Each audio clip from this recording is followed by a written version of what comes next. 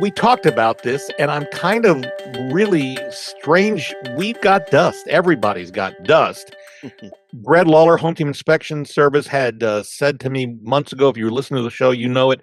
He says, get the 13 filter as opposed to like the cheaper 10 or 8s with the amount of. Anyway, I did that, and I'm glad to tell you, my wife says less dust.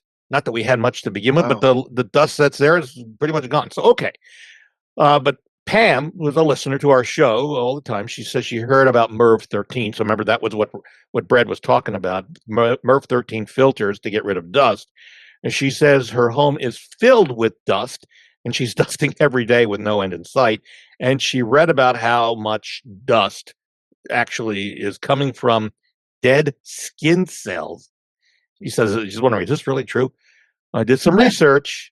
Dead skin cells make up about 2% to 25%, 2 to 25% of indoor dust, depending upon various factors like the number of people in the home, the pets, cleaning frequency. Most of the rest is made up of, you ready?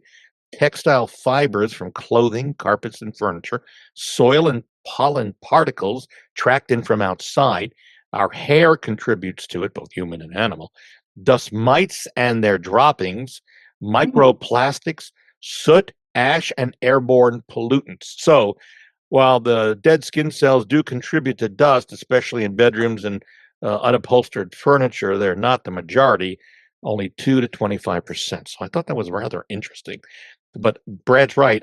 We'll tell you, MERV 13 filters do a job that I think you all need to think about if you're having a serious dust problem.